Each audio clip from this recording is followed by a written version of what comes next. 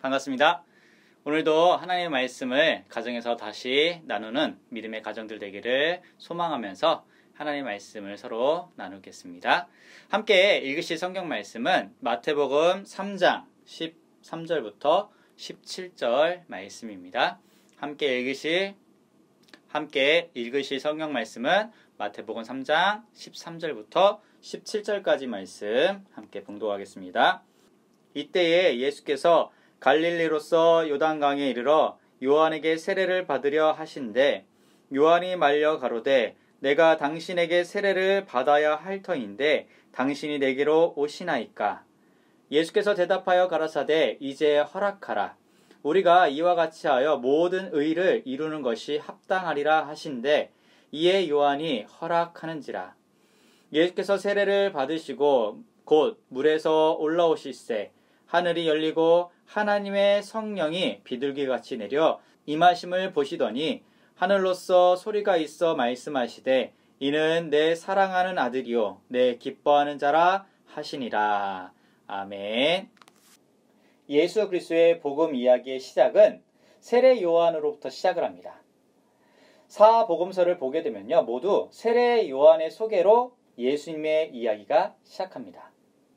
여기에서 우리는 세례 요한이 엘리야까지 거슬러 올라가는 선지자의 그 임무를 맡고 있음을 우리는 알 수 있습니다. 세례 요한은 예수님이 세상 죄를 지고 가는 하나님의 어린 양이십니다 라고 이렇게 소개하기도 하고요. 또한 그렇게 알아봤습니다. 예수님은 회개할 것이 없으신데도 지금 요한에게 와서 회개를 위한 세례를 자기에게 요청하십니다. 예수님이 세례를 받으시자 하나님 아버지께서 사랑하는 아들이시라 부르셨고요. 그의 정체성에 대한 부분들을 다시 한번 선언해 주었습니다. 그리고 하나님께서는요, 내 기뻐하는 자라고 말씀하셨고 이때 하나님의 말씀은 모든 자녀가 자기 아버지에게서 듣고 싶어하는 그 말을 하셨던 것입니다.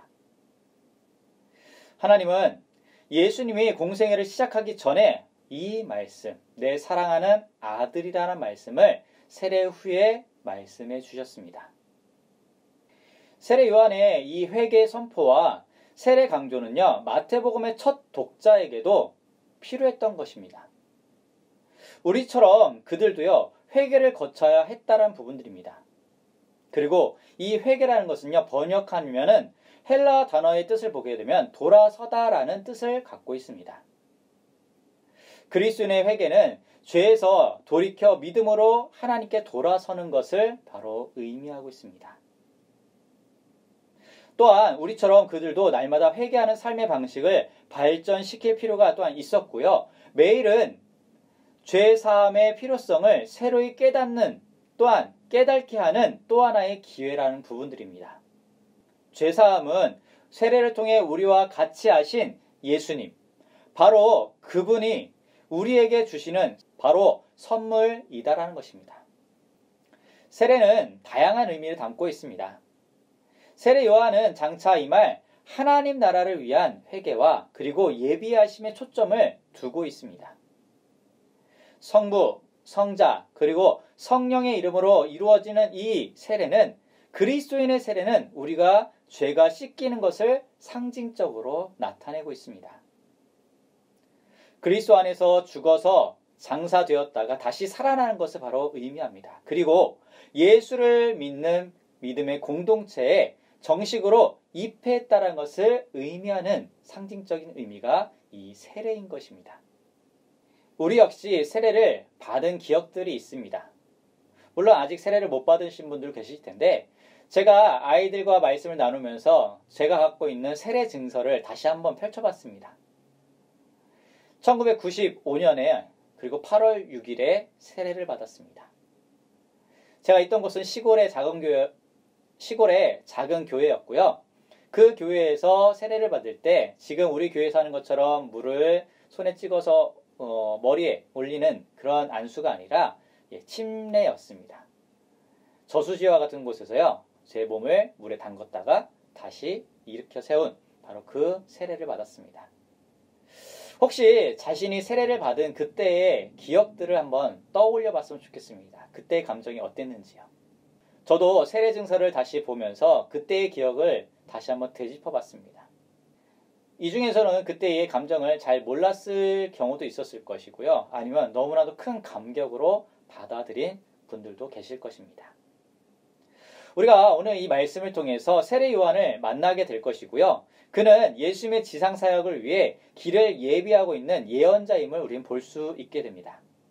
그리고 이 세례 요한은 사람들에게 죄 사함을 위한 회개의 메시지를 선포하고 있었고요. 그리고 하나님께 헌신의 상징으로 세례를 베푸는 것으로 그 길을 예비하고 있었습니다.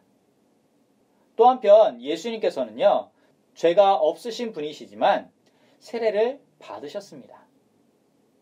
그분의 죄 많은 백성들과 하나가 되시길 원하시기 때문에 세례를 받으셨고요. 그리고 하나님의 의를 나타나기 위해 이 세례를 예수님도 받으셨습니다. 세례라는 것은요, 예수님의 죽음과 부활 안에서 그리스도인의 연합을 상징적으로 나타냅니다. 그리고 하나님의 백성이 되었다라는 것을 표시하고 상징적으로 의미하고 있습니다. 그 첫 번째로 세례 요한이 예수님의 길을 예비합니다. 예수님의 사역은 세례 요한의 사역으로부터 시작합니다. 누가복음은 예수님의 탄생과 세례 요한의 탄생을 나란히 기록하고 있습니다. 또 한편 마태복음은요, 세례 요한의 육성으로 시작하고 있습니다. 그리고 요한복음에도 도입부를 지나 처음 등장하는 인물이 세례 요한입니다. 그는 거듭해서 자신은 메시아가 아니며 메시아의 길을 예비하는 자임을 주장하고 있습니다. 지금부터 마태복음이 세례 요한을 예수님의 길을 예비하는 사자로서 어떻게 묘사하고 있는지를 한번 보시겠습니다. 3절을 보면 세례 요한의 사역이 이사야 40장 3절 말씀으로 묘사되고 있다는 것을 우리는 알 수 있습니다. 그는 광야에서 너희는 주의 길을 예비하라 라고 외치는 사람이었습니다. 세례 요한은 오직 예수님만이 베푸실 수 있는 용서가 필요하다는 사실을 깨닫게 해주는 것을 답이라고 바로 선포했던 것입니다. 그러니 그들에게 회개를 촉구해야 된다는 것을 바로 의미하고 있습니다. 우리라면 사람들이 예수님을 메시아로 영접하도록 어떻게 준비시킬 수 있는지 한번 각자 우리의 모습을 살펴보시기 바랍니다. 회개에 관한 세례 요한의 메시지가 사람들의 아픈 곳을 이제 찌르기 시작합니다. 구약 이후에 몇 세대 만에 하나님의 백성에게 선포되는 첫 번째 예언의 음성이 이것이었습니다. 회개하라. 누가복음 7장에서 우리는 예수님이 바리새인 시몬의 집에서 식사하심을 알고 찾아온 한 여인을 만나게 됩니다. 그녀에 관한 묘사는 이것밖에 없습니다. 죄를 지은 한 여자가 전부였습니다. 그녀는요, 그 집에서 도착하자마자 울며 자기 죄를 자복하고요, 예수님의 발에 향유를 붓습니다. 그리고 그녀는 세례 요한의 메시지를 먼저 들었는지 알 수는 없지만, 그러나 그녀의 행동을 보게 되면은 자기 죄를 알고 회개할 준비가 되어 있음을 나타내고 있습니다. 그녀는 오직 예수님만이 자기 죄를 사해 주실 수 있음을 알았기에 그 발 앞에 엎드렸던 것입니다. 세례 요한은 광야에서 설교를 했습니다. 그는 낙타털 옷을 입었고요, 메뚜기와 그리고 석청을 먹었습니다. 이것은 당시 광야에서 사는 사람들의 특징을 나타내고 있는 모습이었습니다. 우리는 대부분 세례 요한이라고 하다 보면 그 세례 요한의 모습, 이것만 대부분 떠올립니다. 광야에 있었고 낙타털을 입었으며 그리고 석청 그리고 메뚜기를 먹었다라는 것의 특징을 많이 두고 있습니다. 하지만 이 세례 요한의 가장 큰 특징 중에 하나는요, 이 옷차림이나 모양, 식습관이 아니라 바로 여기에 있습니다. 회개하라, 이 메시지를 전하는데 온 것을 진념하며 거기에 모든 것을 쏟았습니다. 이 세례 요한은요, 엘리야 선지자가 전한 것과 같이 메시아를 전하고 있었고요. 그리고 그는 주의 길을 예비하는 선지자였습니다. 세례 요한의 선포에 사람들이 이제 동요하기 시작했고요. 예루살렘과 유대 온 지역에서 사람들이 이제 몰려오기 시작합니다. 우리 시대에도 주님의 길은 여전히 예비되고 있습니다.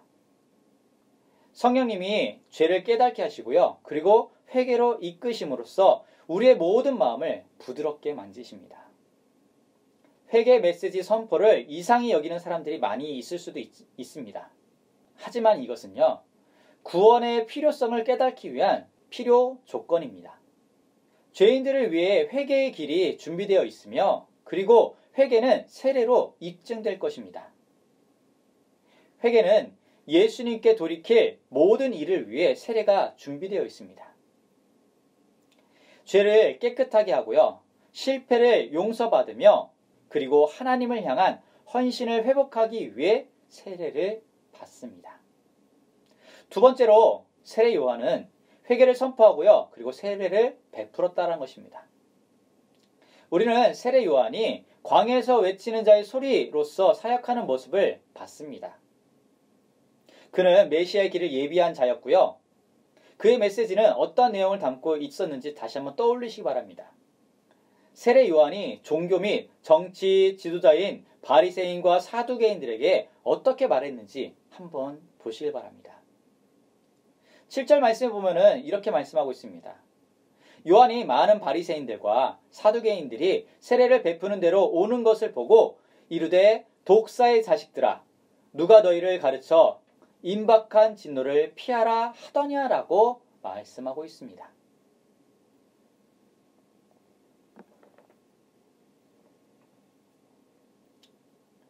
7절에서 마태는 바리새인과 사두개인 무리가 세례 요한이 세례를 베푸는 요단강 근처에 있었다라고 말씀하고 있습니다. 그리고 세례 요한은 그들을 독사의 자식들이라고 부르며 예언적 비난을 그 가운데 쏟아내기 시작합니다. 세례 요한의 사촌이신 예수님도 바리새인들을 묘사할 때 그와 같은 말씀을 많이 하셨습니다. 9절에서 세례 요한은 아브라함의 자손이라고 자랑하는 종교 지도자들을 매섭게 공격하고 있습니다. 훗날 예수님도 그와 똑같이 하셨습니다. 세례 요한은 그들의 회개의 열매를 맺기 원했던 것입니다. 그들이 회개하지 않는다면 그들은 나무가 잘려서 불에 던져지는 것과 같이 운명에 처해져 있다는 것입니다. 다시 말해서 종교 지도자들이 회개하지 않는다면 그들에게도 심판이 내려질 수밖에 없다라는 것을 바로 의미하고 있습니다. 11절에서 세례 요한의 메시지는 결국 미래를 향하고 있고요. 그리고 예수님에게로 이 모든 것은 향하고 있습니다. 그는 물로 세례를 베푸는 자신의 세례와 장차 성령과 불과 베푸실 예수님의 세례를 비교했습니다. 세례 요한의 메시지에는 키, 그 다음에 타작마다, 그 다음에 알고, 불 등 구약의 이미지로 가득하고 있습니다. 이처럼 세례 요한은요, 종교 지도자들을 매섭게 공격했지만 한편으로는 믿을 수 없을 정도로 겸손한 인물이었습니다. 자기 자신을 잘 인식하고 겸손했기에 위선을 적나라하게 지적할 수 있었다라는 부분들입니다. 세례 요한은 회개의 메시지를 선포할 뿐만 아니라 회개에 따라야만 하는 겸손한 태도를 또한 보여주고 있습니다. 그리고 겸손함은 물로 주는 세례에서 나타나고 있습니다. 겸손하지 않았다 하면 회개할 필요 이유를 알 수 없었고요. 그리고 겸손하지 않으면 죄 문제를 해결해야 한다는 것을 깨닫지 못하게 됩니다. 겸손하지 않으면 자존심을 접고 순복하여 세례를 받으려는 행동을 하지 않을 것입니다. 우리 역시 마찬가지로 우리가 회개한다, 세례를 받는다, 이 모든 것은요, 우리의 죄에 대해서 알고 있고요. 그리고 우리가 죄인이다라는 그 겸손함이 있기 때문에 우리가 회개하고 세례를 받는 것입니다. 유대교에서 한 사람이 성전 지역에 들어가기 위해 세례의식을 행하곤 했습니다. 세례의식은 이외에 다양한 경우에도 시행이 되었는데 세례는 인간 내면의 변화를 보여주는 상징적인 행위입니다. 그리고 이방인들도 유대 공동체에 들어갈 때 세례를 받았습니다. 할례와 같이 다른 조건들이 충족되면 세례를 받았는데 이것은 유대 공동체에서 새로 태어남을 상징적으로 나타냅니다. 세례를 받는 사람은 다시 태어났다라고 여겼습니다. 세례 요한의 세례는 이러한 모든 이미지와 그 이상의 의미를 담고 있습니다. 그러나 그가 유대인들에게 세례를 베풀었다는 사실은 앞으로 더 많은 일이 일어나는 그 징조를 의미하고 있습니다. 세례 요한의 관심은 사람들의 마음에 있었습니다. 회개를 위한 세례는 마음의 변화를 촉구하는 그만의 독특한 방법이었습니다. 물로 세례를 받는 육체가 물에 젖는 것을 실감했고요. 그리고 회중 앞에서 물에 젖었음으로써 창피함을 느끼게 됩니다. 그리고 물로 세례를 받은 후 기쁨을 또한 느끼게 됩니다. 이 모든 느낌은 우리가 예수님의 첫 제자들과 공유할 수 있는 동일한 느낌일 것입니다. 세 번째로 하나님의 아들이 세례를 통해 자기 백성과 같아지셨습니다. 예수님은 갈릴리를 떠나 세례 요한이 세례를 베푸는 곳으로 오셨습니다. 복음서를 읽다 보면요, 예수님이 우리가 생각지도 못한 말이나 또한 행동을 하셔서 놀라울 때가 있습니다. 어쩌면 지금 이 경우도 마찬가지입니다. 예수님이 요한에게 세례를 요청하는 것이 어쩌면 우리의 입장에서는 이해할 수 없는 일 중에 하나일 것입니다. 세례 요한은 자신에게 세례를 받으려고 하시는 그 예수님을 말렸습니다. 자신이 예수님에 비해 얼마나 작은 존재인지를 말해왔던 그였기에 오히려 예수님이 자신에게 세례를 베풀어야 마땅하다라고 그는 생각하고 있었습니다. 그러나 이것은 세례 요한의 오해였고요. 그는 죽기 전에도 예수님을 한 번 더 오해한 적도 있습니다. 마태복음에서 예수님의 첫마디가 15절에 나오게 되는데 어쩌면 영화나 책에서는 주인공의 첫마디가 매우 중요합니다. 예수님은 이렇게 얘기합니다. 이제 허락하라. 우리가 이와 같이 하여 모든 의를 이루는 것이 합당하리라라고 말씀하셨습니다. 이것은 우리에게 무엇을 의미하는지 다시 한번 보시기 바랍니다. 회개의 세례를 통해 하나님의 의를 어떻게 이루신다는 것인지, 그리고 예수님이 회개할 잘못을 저지른 적이 있으셨는지 우리 기억해 보시기 바랍니다. 예수님은 요한에게 세례를 받으셨지만 회개하신 것은 아닙니다. 예수님은 세례 받으실 때 회개가 필요한 우리와 함께하고 계셨던 것입니다. 예수님은 죄 많은 인간과 자신을 근본적으로 동일시하셨습니다. 이렇게 하신 것과 같습니다. 나는 죄인들과 함께 있을 것이다. 십자가 위에서 죽는 순간까지도 그들과 함께 할 것이다. 그리하여 결국에는 그들이 자기 죄에서 해방될 것이다 라는 이러한 의미가 이 안에 있습니다. 예를 들면 어린 시절 한 아이가 교회에서 한 노인 옆자리에 앉기 시작했는데 자연스럽게 그분을 할아버지처럼 여기게 됩니다. 어느 날 교회에서 버릇 없게 굴다가 크게 혼나게 됩니다. 이 아이가. 그런데 이 어르신이 이 벌을 받고 나오는 이 아이에게 다가와 이렇게 말합니다. 아이야, 네가 큰 말썽을 부리긴 했다만 나는 내 편이란다. 이 말이 이 아이에게 큰 감동이 됩니다. 마찬가지로 예수님께서도요, 우리가 죄를 지었지만 우리와 함께하겠다. 너와 함께하겠다. 너의 편이 되어주겠다라는 이런 의미로 우리가 받을 그 세례를 예수님도 받으십니다. 예수님께서 이제 물에서 올라오실 때 하늘이 열렸고요. 그리고 성령이 비둘기같이 내려오는 것을 보셨습니다. 마가복음은 바로 그 성령이 이제 곧 예수님을 광야로 내몰 것이라고 말하고 있습니다. 예수님은 하나님 아버지 부르심에 자신을 온전히 맡기셨습니다. 그 부르심은 궁극적으로 십자가로 이끌어 갈 것이며 세례의 순간은 예수님이 하나님의 부르심을 받아들이셨음을 나타내고 있습니다. 그리고 하나님께 완벽한 아들로서 받아들여졌음을 보여주고 있습니다.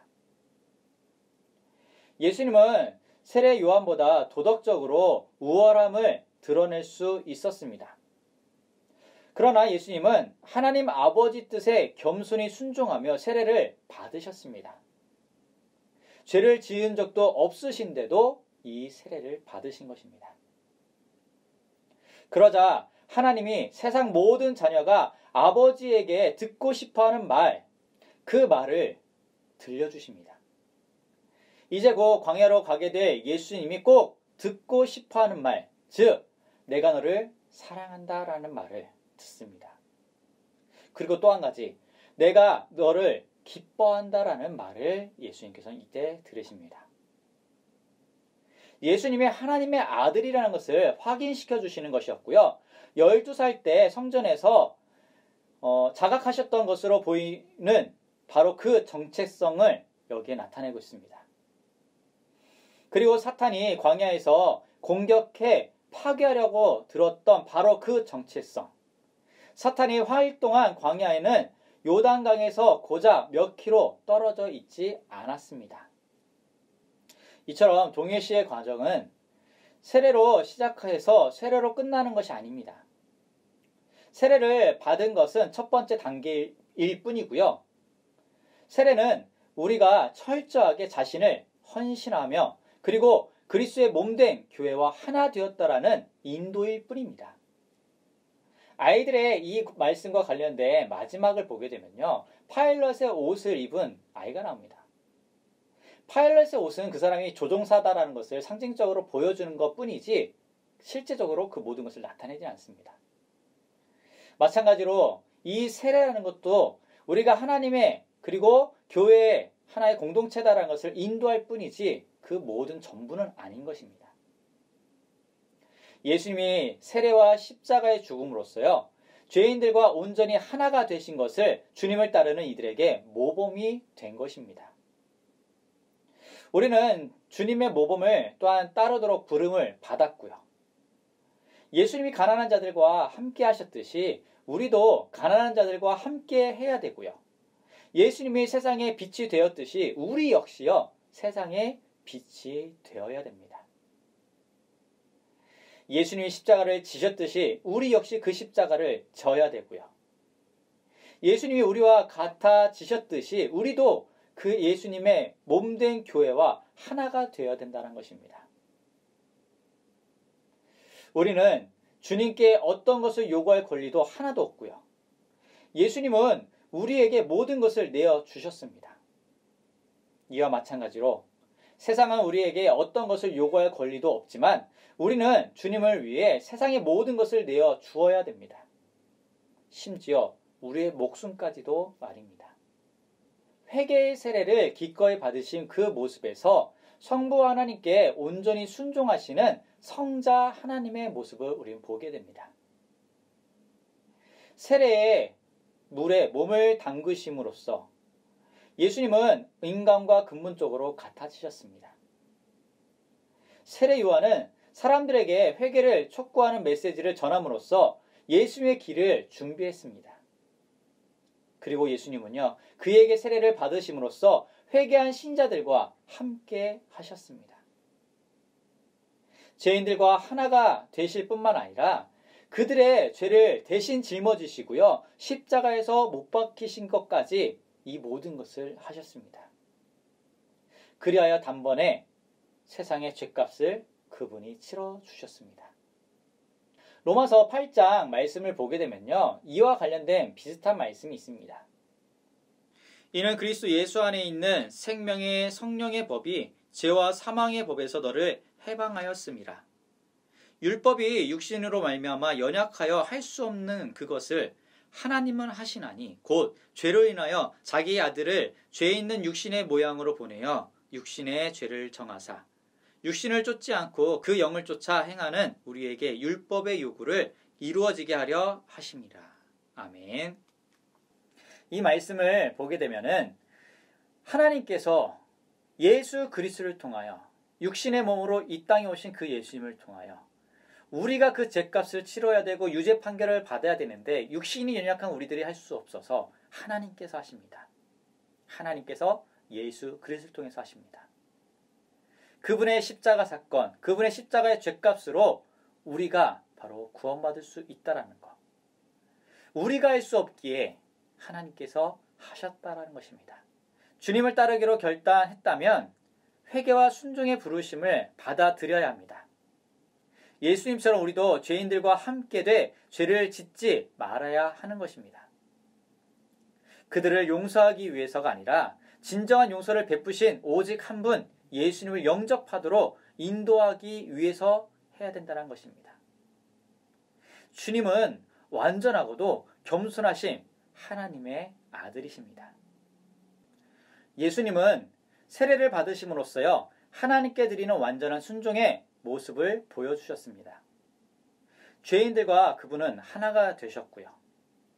예수님의 세례는 십자가에서의 죽음과 무덤으로부터의 부활을 나타내고 있습니다.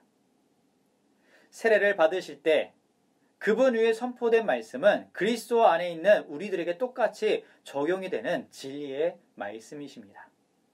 우리는 하나님이 기뻐하시는 아들 안에 있는 하나님 아버지의 사랑하는 자녀들입니다. 자, 하나님은 우리에게 회개하고요. 그리고 하나님의 백성으로서 예수님과 하나가 되는 표시로서 세례를 받으라라고 말씀하셨습니다.